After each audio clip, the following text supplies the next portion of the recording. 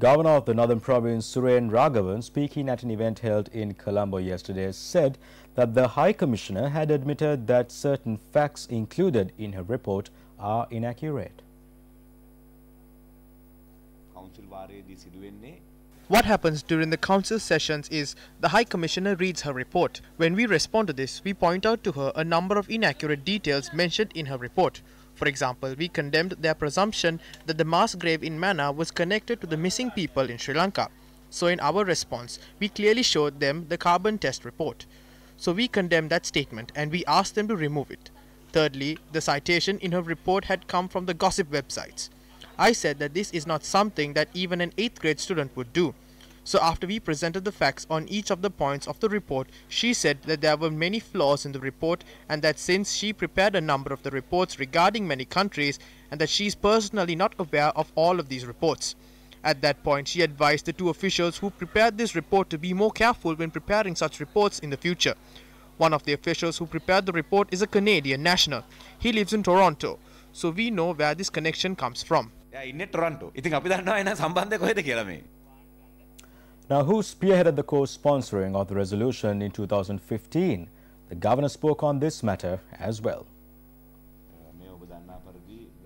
As you may know, it was the then Foreign Minister Mangala Samaravira and the US representative for South Asia at the time, Samantha Power, who headed this and co-sponsored this resolution.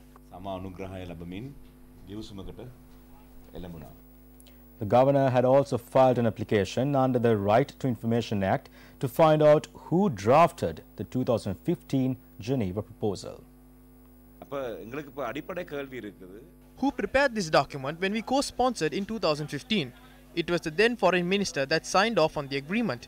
I have filed an application under the Rights to Information Act to find out who drafted this proposal. One single person cannot perform a task like this. When such a document is presented to the international community, every word must be double-checked. One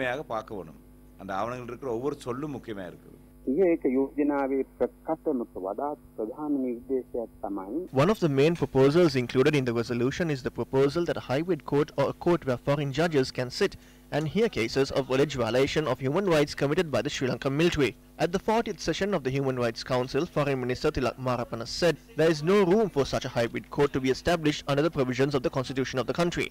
The questions that we are faced with then is, weren't they aware that this proposal is contradicting with the constitution of Sri Lanka? It is crystal clear that the constitution of Sri Lanka has been intentionally violated here. The constitution of Sri Lanka has provisions on steps that should be taken at the event of a violation of the constitution.